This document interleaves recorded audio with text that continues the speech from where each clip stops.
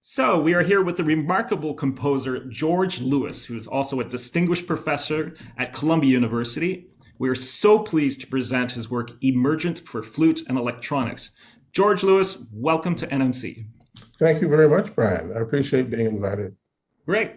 So, can you please tell us about your work Emergent and how it fits into the Recombinant trilogy? Yeah, well, Emergent was the first of the Recombinant trilogy. There was no idea of having a trilogy, but it's like a lot of sci-fi stuff. I read a lot of sci-fi, and there are a lot of trilogies in there. When they start out, generally there's just one book, or maybe there are more. In any event, Claire Chase commissioned this work and is performing it. And I guess I don't know why it is, but I'm really happy about the fact that so many people have been performing this work since she premiered it in 2014 as a part of her Density 2023, I think it's called, that series of pieces where she's commissioning all these new flute pieces and all that. And that was dovetailing with some ideas I had about electronics and spatialization. I had made a piece in 2010 called Les Exercices Spirituels, which was an octet with 8 channels of electronics that was premiered in Paris. And I hadn't done too much with this spatializing software since then, but then here is an opportunity, and it began to take shape as we rehearsed it and tried out ideas and the Ice House there, the International Contemporary Ensemble. Eventually it all came to fruition. Great. Another piece in the trilogy, Not Alone. We love that title so much that we named our whole concert after that because Really? it's all soloists with electronics. So it's just the theme of the show. So what is happening in the electronics in Emergent? Now, are they making decisions? Is there AI going on? How autonomous are they? Well, I do have the AI stuff, Voyager and Rainbow Family from '84, Voyager from '87 to the present, and those are very autonomous. They're like improvisers. You put them into space, and whether you're there or not, they can do something. And if you're there, they take you into account, and they do dialogue and all that sort of thing. This is not like that. This is more what's come up in a lot of music pieces with electronics, which is that there is a kind of an operator, or maybe someone is pushing a button, and it steps through a series of treatments. And the treatments, I don't know how many there are in Claire's, might be 26, 27, 28, but each rehearsal letter number corresponds to a preset, and the presets include spatializing treatments. There are lots of trajectories, circles, squares, diagonals, zigzags, all kinds of things, going forwards, going backwards, going all over the 4-channel space. And then there are a number of timbre presets, things like changing the sound or the timbre of the flute, or adding bits, or transposing up or down, things of that sort. So it's really quite simple conceptually. And so it just comes down to what you can do as a composer in terms of this platform. Now, each piece in the Recombinant trilogy, the second one you named, and Not Alone for cello, which was, I think, Seth Parker Woods. It was written in the same year. I think he's played it 30, 40 times. I have no idea. In fact, he's playing it twice this week. He's playing it at Harvard on Wednesday, and he's playing it in New York on Friday. And so there's the same kind of idea, the same platform. And so for each one, I compose different treatments. And the third piece, Seismologic, allowed me to get into the bassoon. Dana Jessen is playing in a way that, she has a lot of personal techniques, which she let me borrow these techniques in order to play the piece. Sometimes it sounds like duck calls or flocks of birds, or sometimes it's seismologic because we can transpose the bassoon like a couple of octaves, so it starts to rumble into the subwoofer range, and the whole piece is dedicated to a seismologist here at Columbia, Ben Holtzman, who we all know. And there's actually a fourth piece. In fact, I've done a number of pieces using this same platform that are not solo pieces. The most recent ones were the Minds in Flux for orchestra and 8 channels, which was done in the Royal Albert Hall at the BBC Proms in August. Mm-hmm. And then sometime early September, there's a piece again for 8 channels and the 5 singers from the Neue Vokalsolisten of Stuttgart. And that one's called Amo, and it's Amo is about the Afro-German 18th century philosopher Anton Wilhelm Amo. And so the piece is using a text that he wrote in Latin, French, German, Dutch, and his would have been his native language, which is Twi, which is a Ghanaian origin. And based on your knowledge of the current development of music technology, where do you think we are going with this? Like, will things become more autonomous as we go, or not? Are there exciting things on the frontier of electronic music that are exciting to you, or that you can point to? I don't know. Like to talk about a whole field, that's really a lot. I talk about where I'm going. I'm sort of interested in these machine learning strategies because Voyager and Rainbow Family were not machine learning programs in which, in fact, Rainbow Family and both of them were made before they really had machine learning. And so what happens now is that I have a piece with the Prism people at the Royal Northern College of Music in Manchester, and we're trying to put together a version of Voyager that will indeed be able to recognize much more extensively than it can now. It works in the realm of pitch, a little bit of rhythm, but maybe it can recognize certain timbres, certain gestures that can be trained to do. And then I can make the score for a chamber music piece that responds to that, so that there'll be a kind of the way that other people play. I mean, my sense of it has always been that I want the computer to be able to do whatever everyone else is doing. And the reason for that is so that people can forget about the computer and just play. And in particular, in improvised music context, if the computer is slowing things up or is a little clueless or it's not helping anybody. So the idea is you just should be able to forget about it because it's doing its part, it's doing a good job. And the better they play, the more you can forget them. So the next level of this is to be able to play certain kinds of pieces like the ones I used to do with Anthony Braxton in the 70s, where he would write these pieces and there would be improvised parts and there would be written out parts. And the computer could recognize the written out part and kind of deal with it and incorporate that into the improvisation. Now, I tried to do this in '83 at Earcom with score following programs that I had made myself, actually. So there are a bunch of people using score following. Earcom had a very wonderful score following thing, and they've got amazing technology for that now. And I should probably look into some of that as well. But the issue for me was always, and maybe they've got this working now, I should ask people, to be able to recognize something from the score and then peel off and do something completely different and then come back and find your place. So I don't know if they can do that. Or maybe to make a lot of decisions that where you have different parts of the score that you can sort of deploy and in a modular way, in a kind of an open-ended fashion, and still have a sense that everyone is on the same page and that we're creating the page that where everybody is on, and that the computer becomes a part of that process. And in a way, it's like self-driving cars. And I always thought, well, if the self-driving car people would listen to the computer music people, maybe that might work better. That I would like to see. That would be great. Yeah, I feel like we're almost there with score following software, and we're close to the day where we can get rid of click tracks and get rid of all those like triggering things as we go. It can be really responsive. So it's wonderful to hear about those developments. And finally, we'd like to ask our guests to tell us, if you will, about one piece of music by any composer in any tradition that you feel we all should know more about. Well, I don't know what you know. I mean, Okay, well, or that people generally don't know that many of us should know more about, or is not well I known enough. mean, this is a difficult thing to do. Let me tell you why. Sure. Um, um, I've met a lot of people getting pretty old now. A lot of people have had incredibly great impact on my life, and that has filtered into my love of their music. And so if I name one piece, I feel like I've slighted all the others. And so the idea that I'm picking out this one piece that everyone should know about, um, it's difficult for me. So I'd have to think about it because, there's so many implications. So many people are neglected now.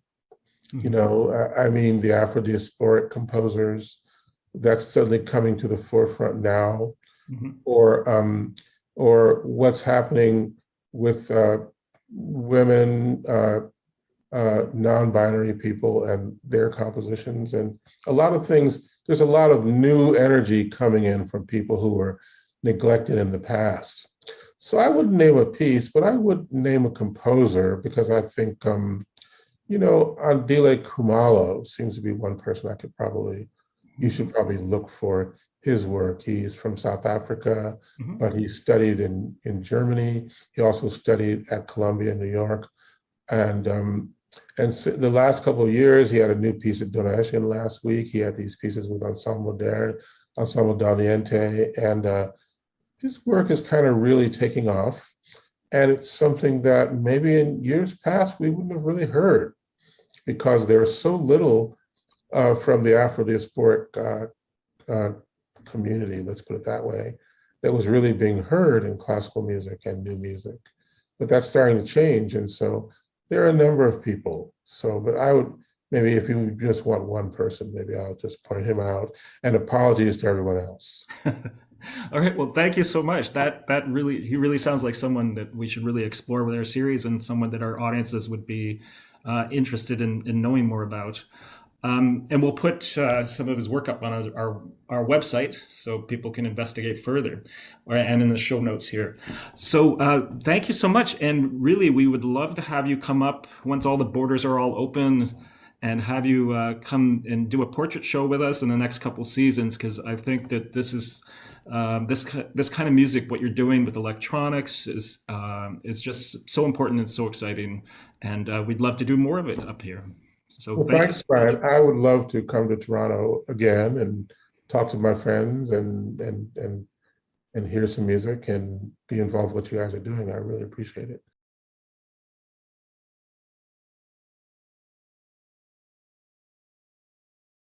Hi there, and we're here with Malin Bång. I hope I said that almost correctly. A wonderful composer whose music is played by prominent groups and festivals all around the world. We are thrilled to present her piece, Purfling, for violin and electronics. So welcome, Malin. Thank you so much. Great to be here. Can you tell us about Purfling and how you came to write it? Yeah, I was thinking at the time when I wrote it, it's a few years ago now, I was became very interested in the making of the violin, and also already I'm interested in all sorts of sounds, and I was thinking that it's almost like a paradox that while you're constructing a violin, there are many interesting sounds going on, but of course what you're aiming for is to create an instrument which has the most beautiful, equal timbre when it's done. And you have to be so patient as a luthier to make this. And I thought when I saw different programs about it, I thought it's amazing sounds that are already going on in this process. So I wanted to see if I could create a piece around these sounds and let a ready violin, so to say, have a dialogue with the sounds of its own creation. So what I did was I went to study visit at a luthier in Stockholm, who is mainly making his instruments by hand with small hand tools. and we were hanging a microphone just above the work table and recorded everything for several hours. So it was everything from just holding the wood and feeling the surface, turning around, looking at it from several angles, or using small saws or rasps and files. So so all the sounds of the workshop. Yes, exactly. Yeah. The electronics. Okay. Well, Yeah. fantastic. And string players will know what purfling means, but for the rest of us, can you explain what the title is all about? Yeah, so purfling is part of the violin. On the top plate, there is it looks like a decorative line, which is maybe half a centimeter inside the edge. It goes around the hole, but it's actually you cut with a tool this line, and it is beautiful, of course, but it also has a function. If you bump into with something into the violin, there might be a crack, but then the purfling is supposed to stop the crack, so it never reaches the inside of the violin. So it's also kind of a protection for the violin. Great. And are there any musical parts of the piece that refer to purfling, or is it more just about this beautiful decoration and the construction, or is there something musical? No, it's not anything specifically representing the purfling in the music. It's more that I wanted to have a title that referred to the process somehow, and going through this, seeing how each part is built and how you do when you arch the wood, and I wanted to capture something that is made at a specific point of the process. So, and I thought purfling is a beautiful word that I also didn't run into before I started to learn about this. Same here. No, it's a beautiful word, and it captures, I think, the piece very beautifully. Yeah. And I love how you were talking about the manufacturing part of the violin, but also even from the wood and the sawing of the tree, right? So Yeah. and now is this kind of recording of the construction of things, is this typical of your work, or is it maybe more of a departure in this piece? Yeah, I mean, I have had several pieces which has kind of a documentary noisy starting point. I have other pieces which have their starting points in different cities, so the urban surrounding has been the starting point. And I think for a certain amount of years I had a quite specific idea or something to explore from the beginning, but Purfling has a sibling piece which is called Arching. And this piece is for cello and tools. So, but I wrote Purfling first, and then in the second piece, which is have some material in common, instead of having the tools in the electronics, then you play the tools and on a plank as a musician, as a percussionist. So those two are belonging to the same family, but and the noisiness in the beginning of Purfling is also because I wanted to capture even the part where you cut down the tree, how to get the material. So I couldn't go to Cremona in Italy where those luthiers often go, so I just went to a suburban area of Stockholm where I lived and recorded when a tree was taken down by almost by hand, by not the whole tree that was cut immediately, but a person who climbs up and saws each branch separately. So that is, if you listen very carefully, you can hear both the cutting or the sawing of a branch, and there is a little sound where you have a rope where it's sent down to the ground. Oh, that's what that sound is. Yes. Okay. No, that's great. I love the idea of you making these field recordings where you're going around maybe secretly. Are you doing this secretly with microphones and then you take these sounds and then you transcribe them into, I guess we could call them standard notation or it's musical notation, right? Sometimes there's lots of instructions and things like that. And so is like, how do you go about taking those kind of raw sounds and then transcribing them to pitches and rhythms and I guess instructions and sound? Yeah, I mean, I think for me that challenge is very interesting, and it's so you can say that the start is very documentary. I just record some things, start out from that, but then after I choose different moments from the recording, then I treat the material quite freely. I want to quite freely explore this material, so it's also interesting to, I mean, I have played violin myself, so in this case it was I could try out all the sounds on the violin. Also I made quite a lot of research with microphones. How can I place microphones to bring out these sounds of sawing and rasping? So that's why it became that one small microphone is sent in through the F-hole into the body of the violin. And then another one, contact mic, is on the frog of the bow. So this captures also like the outside world of the violin, this microphone on the bow and the inside. And then we have also the recording, which is both from outdoor and indoors.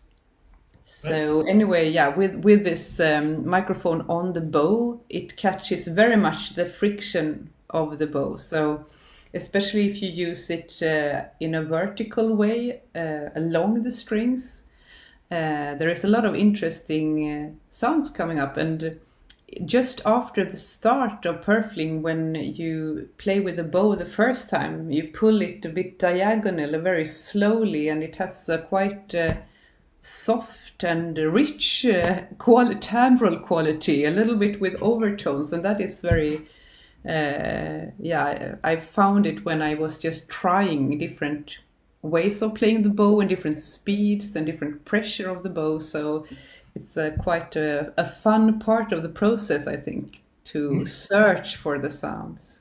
I think it integrates so well with the electronic sounds that you're describing. And it both integrates and contrasts beautifully because sometimes there's these violent sine sounds and saws and mechanical tools, but then also these very kind of intimate, very, very delicate sounds of bowing on the, on the wood. And it's just really quite wonderful. I think I'm sure that our audiences will be really excited about this piece. And finally, we've been starting to do this, and it's we like to ask our guests, can you tell us about one piece of music by any composer in any tradition that you feel we don't know enough about, that we should know more about this piece of music and why? Yeah, I can mention a piece. It might relate a bit to this piece. It's also, there is a violin in the piece and it's producing beautiful sounds. And it's a piece by a composer called Hannah Hartman. She's a Swedish composer but lives in Berlin and creates pieces which are often her own made objects and instruments. So I have also played this piece, which is called Borderlines. And it's for two persons playing an installation of wooden and metal objects and a violin that is in, basically the violin and the objects produce very similar timbres, and it's a very beautiful piece, and I think you can find it, it's online. So Borderlines by Hannah Hartman, I recommend. Okay, Borderlines by Hannah Hartman. We'll send everybody to the Google and to Spotify, and we'll find that. We'll look forward to that. Thank you so much. Okay, well, thank you so much, Malin. It's been wonderful chatting with you about this beautiful piece, and we're thrilled to be presenting it. And we can't wait, now that live music is coming back, we can't wait to have you come and be with us. And we would love to present an evening of your works and have you visit us here in Toronto to work with our players here. So thank you so Yeah, much for being with that, us. that would be wonderful. I'm looking forward already.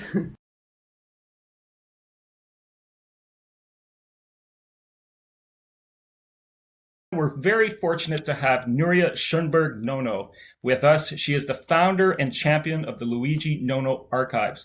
Welcome, Nuria. Thank you. It's a pleasure.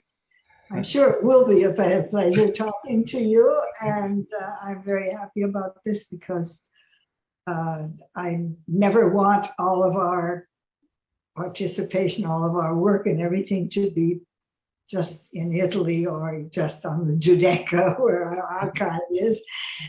And so, it's very nice to know that there's interest in all different places, different countries, different continents.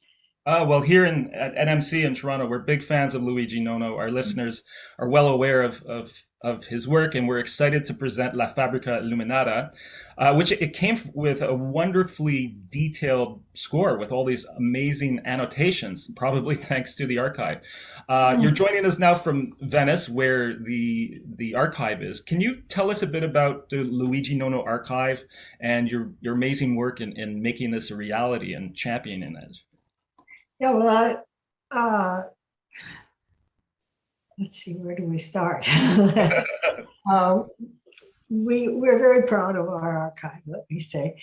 And I'm very happy that so many people come and do research there. And we have about 100 theses, different sorts, like doctors and then just plain people who have studied something and wanted to write something about it and so on. So we, in these many years, because I opened this, my husband died in 1990, and in 1993, we opened the archive, not in the place we're in now, but still in a beautiful, large building. And we now are in rooms that belong to the city, which instead of giving us money, ask us for rent. But what can you do? We're in Italy, and we've been there since, in the new place, since 1996. No, 2006, excuse me, 2006. But we already had started with the possibility of giving possibility to people who are interested in Nono's music to come to another place where we immediately brought all of his big library. It's just 13,000 books. 13,000, wow. Yeah, and all the scores, and the important thing is that we also have the sketches for all of his works, because the finished works are all published, so if somebody wants to see them, they can get them from the publisher. But we have, for every work that he's written, all of his sketches, and they are beautiful, and they're often, people think, they say, oh God, this is artwork, because they're different colors and very, very beautiful, really. So it's possible for anyone, doesn't have to be a musicologist or anyone who has anything to do with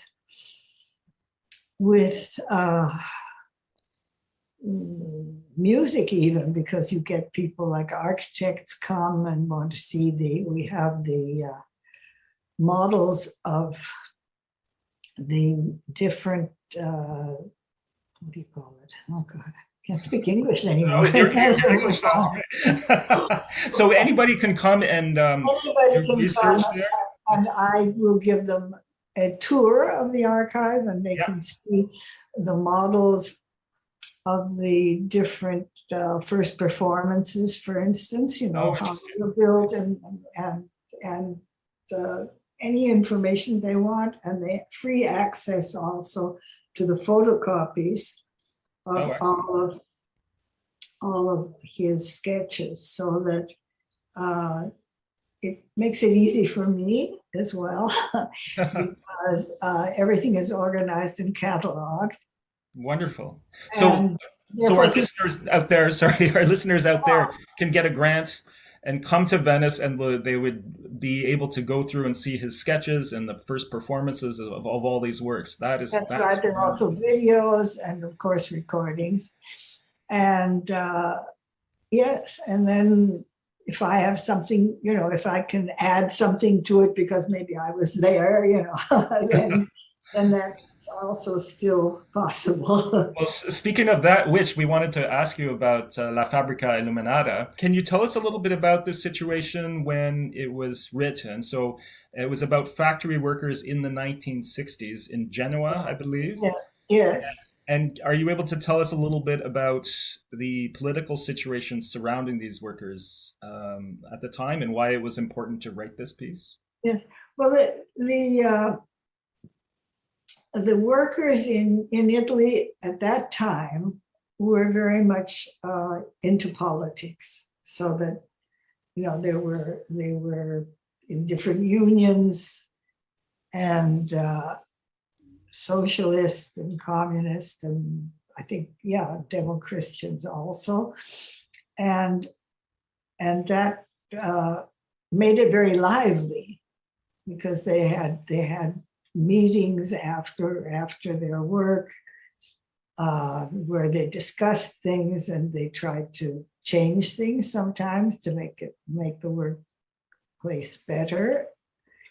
And it actually, what before had been kind of a secret thing, the way it worked in a factory, it became something that everyone could find out about and know about. So I think that is really important, and that's also why he wanted to express this in his music. And he went to this big factory in Genoa and interviewed the workers there. Mm-hmm. And they, told him about what, how they had contracts which were supposedly to help them, but they were it was more for the factory than for the worker, and so they needed to fight for their rights too, which is very important, and therefore he used parts of these contracts also as texts for the work, and what these people told him, and he even used the voice, what these people actually told him when he was there, Right, and we hear the voices, right, coming out from the speaker. Yeah, you hear the voices, and then you hear the noises that he recorded in the factory, which is pretty terrible, because most of these people, after working for a few years there, were practically deaf. Right. And there's these huge sounds that come out of the speakers. Yeah. And then there's the intimate voice of the soprano, who's just a single soprano with these huge sounds coming. So there's both sides, there's the atmosphere in the factory. Mm-hmm. And there is when the person comes home and doesn't have a decent pay enough to have a nice apartment by himself, or there would be, like they had this thing, Il Giro del Letto, which is one of the things that just really is, I don't know, I remember that really shocked me. And that was that these people would share their beds because they had different times that they worked. So a person working at night would let the other person sleep during the day, and I mean during the night, and then, you know, they would use one room Wow. Right. Yeah. because I guess they weren't paid enough, you know, to be able to each have their own room. So it's, you know, that's kind of shocking when you come from other places, and I mean, I don't know what it was like in other places anyway, but I didn't imagine that things could be that bad, you know, that you have a job and you're earning money and everything, and you have to share your apartment or your bed because you work in the day and the other person works at night, and so you can take. Right. And just like we were talking before we started recording, is that this is still a theme that's very relevant today, right? With working conditions around the world. So this piece and the political motivation behind it, for which we know Luigi Nono's music so well, is still very, very relevant all this time later. So he was really onto something, I think, that was universal. It was, I mean, I guess a lot of people knew about this, but they didn't talk about it or make it public. And so he went to the factory and he recorded the workers' voices, which you can hear in the work. And also they recorded sort of interviews with workers, and then he used those in the work. Now this work was supposed to be for what they call it, a prize, you know, an award. Oh, that's right. And I think it was banned by the government, wasn't it? When they found out what he was going to show or say, you know, and they didn't want it anymore. Wow. Yeah, it was bad publicity for the country. Anyway, it was the first performance was in Venice at the Teatro La Fenice. And I was in charge of helping the soprano, Carla Henius. I don't know, getting the right clothes to wear, and I don't know, taking care of her, which was necessary because she was a wonderful lady who was, you know, she felt very strong and she had a great voice and everything. And so she went swimming on the Lido in April. It was still cold. And then she got this terrible, more than a cold. I mean, just really oh no. Yeah. And so the week before she was supposed to sing the first performance, she was in a hotel room quite near to the theater, and had a high fever. And so I was pregnant at that time, and but she was like on the 5th floor, and I had to run up and down the stairs to get things for her. And I got clothes for her, which was, you know, Gigi had decided, you know, she should wear a blouse and a long skirt. So I went and brought her the things, and then we got a doctor for her, and she was really sick. She had a throat infection, which is the worst thing before the performance. A singer could have, you know. Yeah. But she took her medicine, everything, and she came, I think, only to the dress rehearsal, and then to the performance, obviously. And she was fantastic. I mean, she was so strong, you know, and she said, you know, when she got up on the stage, she was not sick anymore. I mean, it just over it, you know, she was doing her thing. Great. And she was amazing. And of course, the electronics she had never heard. She had just the dress rehearsal. All the noises she hadn't heard, so she heard those the first time in the dress rehearsal. Oh my goodness! Was a shock for her. Right. These huge. They used to have these huge loudspeakers. You know, they were like 6 feet tall, and I don't know, really big thing. And they were booming behind her. And she was quite shocked because she had never heard that part. I mean, she only knew her part. Wow. Yeah. Wow, she just carried on and But she was yeah. fantastic, and she wanted so much to do it and to do it right. And she said she didn't know anything about politics or anything about this sort of situation. So this was all new to her too. But she was able to put over the right emotions and the right sounds. Oh. And she said once she got up on the stage, she was well. I mean, she could do her very best, and it was really something. I mean, it showed how. Oh, it's wonderful to hear about this, and I think you'll like our performance by Maeve Palmer, our soprano here in Toronto. It's wonderful to talk to you about this piece and about the archive. Now, is there a way, just in closing, is there a way that our listeners and people out there hearing this can support the Luigi Nono archive? Oh, I sure hope so, because we are, financially we're helpless because we don't have. We have a very small amount of money from the state, from the country, and then the city doesn't give us anything. On the contrary, we pay them rent for the rooms that we use, and so we have a very nice, Friends of the Archive. Certain listeners around here, I'm sure, are fascinated by Luigi Nono's work, so they can go to the website and check it out, or even go visit next time they're in Venice. They should definitely. We're very happy to have visits, and I do a tour with from 1 to 20 people at a time.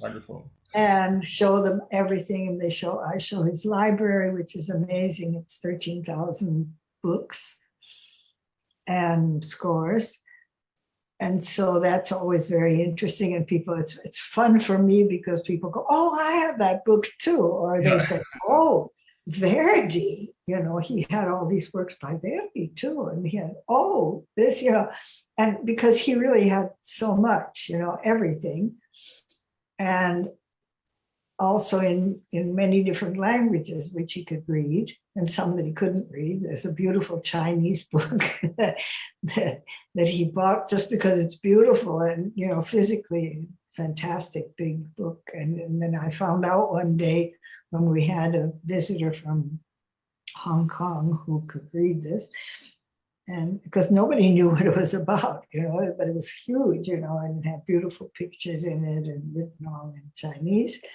And he said, "Oh, this is so interesting. It's about some war that they had, years ago, not recent. So it's a historical thing." And he was just,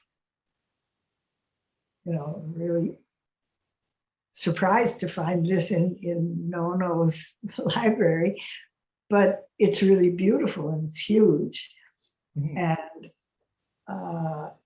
my husband loved books. Luigi Nono is certainly a maestro, according to us here at NMC. We're thrilled to present his La Fabbrica Illuminata, and we're really so happy that you could tell us about his work and his life and about the Nono archive. And we'll all come when we can to visit the archive when we're in Venice. We will be receiving the love and information. So thank you so much for talking to us today. It was a pleasure. Thank you.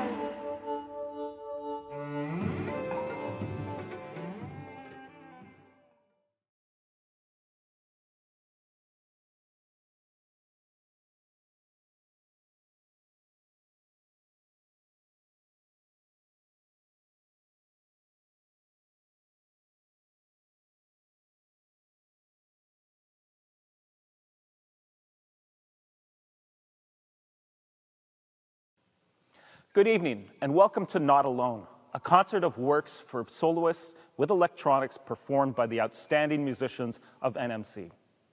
The title of our concert, Not Alone, comes from the name of a piece by the remarkable American composer George Lewis, who headlines our program this evening. Each of these pieces asks the question, to what extent are we alone when we play music alongside computers? We explore this question in a variety of formats, from the very first piece ever written for voice and electronics in 1964 by Luigi Nono, all the way up to the more recent works, which include many different electronic techniques. Every one of these works has its own story, and we invite you to learn more about them by going to newmusicconcerts.com and navigating to the online program book for Not Alone. There, you can also sign up for our newsletter and follow us on social media. Thanks so much for being with us, and enjoy the music.